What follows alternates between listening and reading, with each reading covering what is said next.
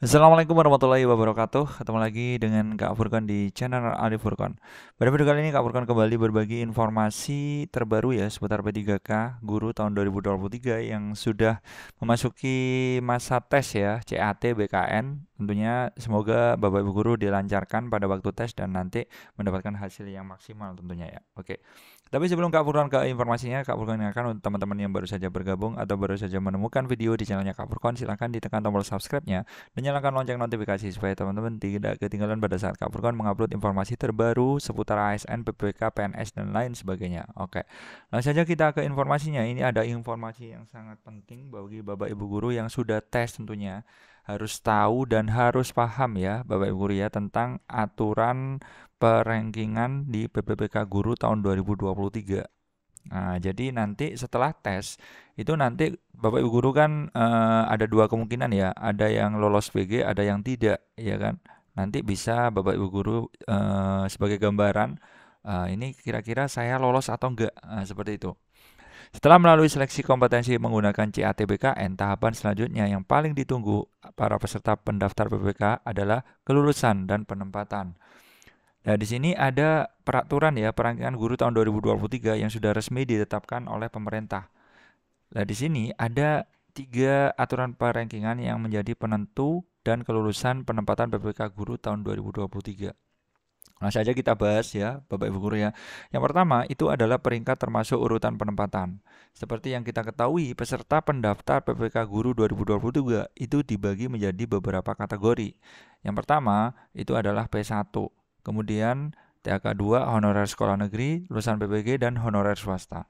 Bagi P1, ini penempatan dilakukan berdasarkan ijazah atau sertifikat yang dimiliki, mempertimbangkan kebutuhan dan kuota formasi yang tersedia. Individu ditempatkan di tempat tugas masing-masing sesuai dengan kebutuhan. Jika tidak ada kebutuhan di tempat tugasnya, akan ditempatkan di satuan pendidikan yang membutuhkan. Prioritas penempatan didasarkan pada urutan prioritas THK 2, honorer sekolah negeri, lulusan PPG, dan yang terakhir adalah honorer swasta. Jika terdapat nilai yang sama dalam satu kategori, pertimbangan dilakukan berdasarkan hasil kompetensi teknis, manajerial, sosial kultural, wawancara, dan terakhir adalah usia. Setelah itu jika masih ada formasi atau kuota tersedia, ini baru diisi P2 dengan peringkat terbaik dan seterusnya, P3 dan seterusnya. Yang kedua, peringkat dilakukan per mata pelajaran per instansi. Nah, jadi per mata pelajaran, jadi tidak semua pelajaran ya Bapak Guru ya.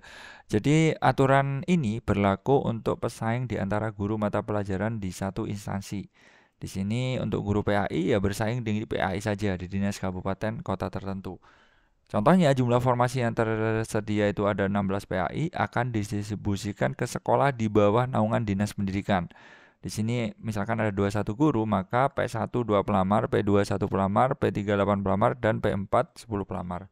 Kelulusan atau penempatan akan diberikan P1, P2, P3 karena masih ada kebutuhan formasi. Sisanya 5 formasi yang kosong bersaing di antara peserta P4 dengan peringkat terbaik. Nah, ini adalah simulasinya Bapak Guru ya. Kemudian yang terakhir adalah penentuan urutan berdasarkan hasil seleksi mengacu pada masing-masing mekanisme. Harap diperhatikan bahwa penugasan PPK Guru tahun 2023 itu ada dua mekanisme yang berbeda. Yang pertama, penempatan guru PG tahun 2021. Nah, ini langsung ya Bapak Guru ya.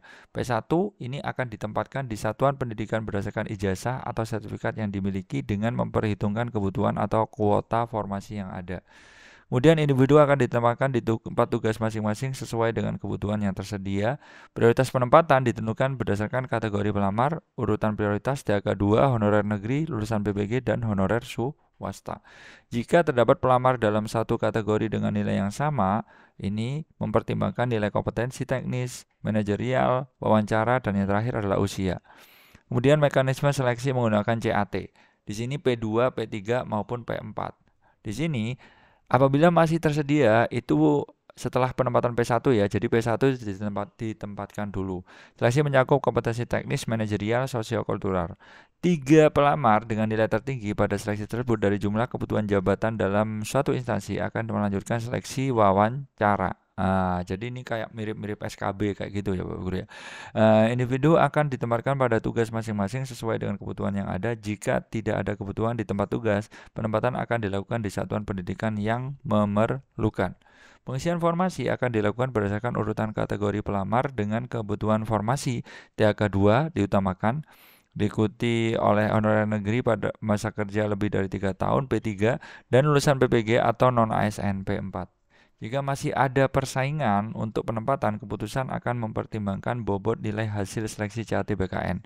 Dengan kompetensi teknik 50%, manajerial atau sosiokultural itu 30%, wawancara hanya 20%. Jadi untuk Bapak Ibu guru masuk yang mana, kira-kira lolos atau enggak bisa dianalisis sendiri ya tentunya ya. Oke, sekian informasi dari Kak Furkon, semoga bermanfaat. Wassalamualaikum warahmatullahi wabarakatuh.